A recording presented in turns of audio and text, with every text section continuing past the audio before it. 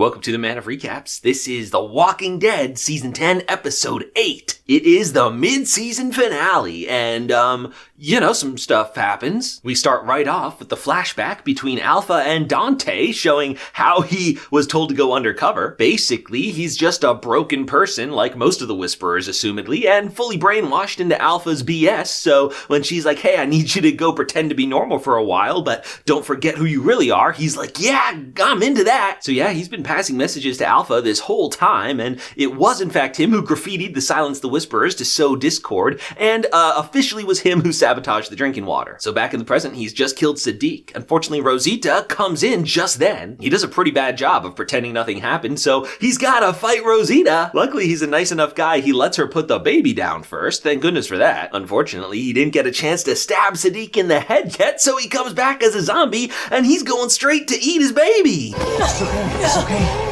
In nature, sometimes parents eat their young. Yeah, in retrospect, Dante's definitely a lot messed up. In any case, Rosita beats Dante and stabs Sadiq, her baby daddy zombie, to save her kid. Sadiq has a funeral, and Rosita's real beat up about it, so she goes up to punch some zombies with stabby brass knuckles. But as tends to happen in The Walking Dead, when people are not good emotionally, they, fail to kill, one easy zombie. Luckily, Eugene's there to save his lady love. I am now rooting for Eugene to eventually get the girl. Luckily, he has enough class to not make a move right now. But remember, Rosita's still dating Father Gabriel. I always forget that's actually a thing. And they have a bit of a tiff here, so there's hope for my man Eugene yet. Gabriel goes to see Dante. Normally, he's the man of second chances and forgiveness. But today, he's the man of stabbing multiple times and screaming in a primal roar. Okay, Father Gabriel, guess you gotta let it out sometimes. Elsewhere, Michonne and Judith and Luke are on their way to Oceanside.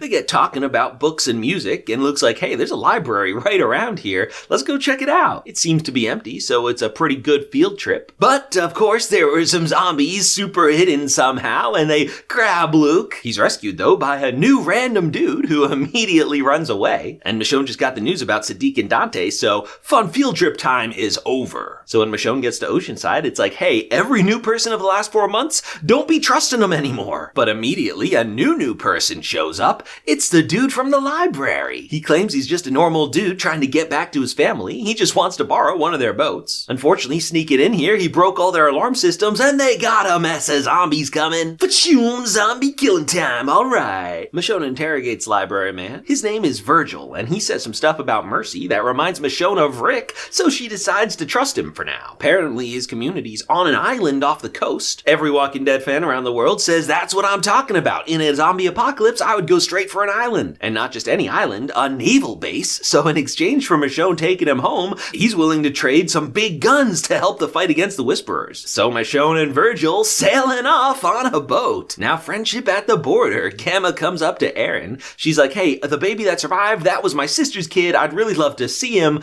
By the way, my name's Mary. After losing her sister and finding out that Alpha lied about killing her daughter Lydia, Mary's ready to reveal a big secret, the location of the Horde. If they can find the Horde and destroy it, that takes away all of Alpha's bargaining power. They could beat the Whisperers, no problem. Now, a bunch of cool characters are on a mission to find the zombie Horde, see if the Whisperer Mary was telling the truth. Best friends Daryl and Carol finally have it out. Daryl's mad at how Carol's been super annoying this season. She's letting her grief over Henry and her desire of revenge against Alpha cloud all of her judgment. They have a serious convo and hug it out hardcore, so if you're into emotional stuff, maybe this was a good scene for you. The expedition gets to the valley where the Horde's supposed to be, and it's empty. Daryl's like, yeah, obviously Mary lied to us. I'm out of here. But Aaron still thinks it was the truth. He's like, I bet the Horde was just here. But on the way back, Carol sees Alpha herself. Yeah, she's right there taunting him. So obviously Carol takes chase. They end up at a cave or something, maybe an abandoned mine. Daryl falls down into the dark. The rest of the crew did too.